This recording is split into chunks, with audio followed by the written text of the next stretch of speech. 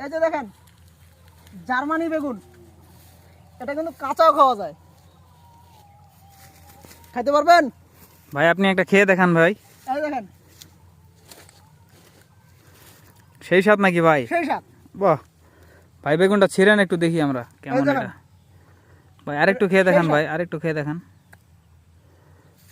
দেখি ভাই, বেগুনটা দেখি। না ভালো, এটা কি মিষ্টি? আমার সাগরিত একটু দেখো তো কেমন লাগে। আপনার সাগরিত, হ্যাঁ সাগরিত একটু খেয়ে দেখেন তো। কি স্বাদ? প্রচুর স্বাদ।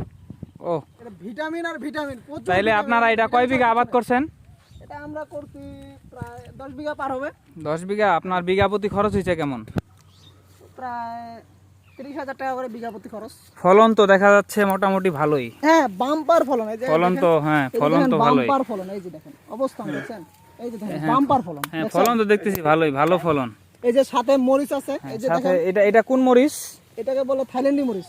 থাইল্যান্ডি মরিচ। মরিচও তো ভালো হয়েছে মনে হচ্ছে।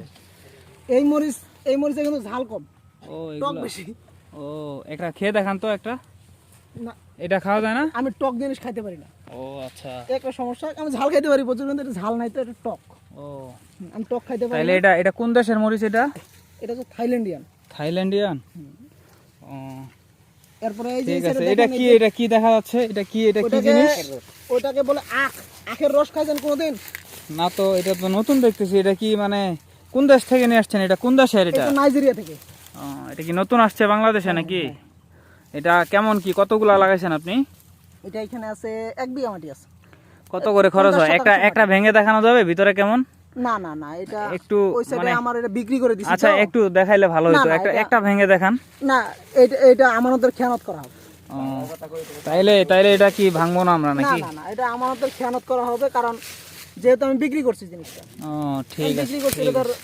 যার জিনিস সে যদি আমাকে খাইতে দেয় তাহলে আমি ভাঙে নিব। আচ্ছা এই হলো এটা হিসাব দেখেন তাইলে আরেকটা আপনার। জাত আছে, এটা যে আপনার নাইজেরিয়ান। তাইলে এইটা এইটা হচ্ছে আমাদের সুদানি। সুদান? থেকে আসছে। সুদান?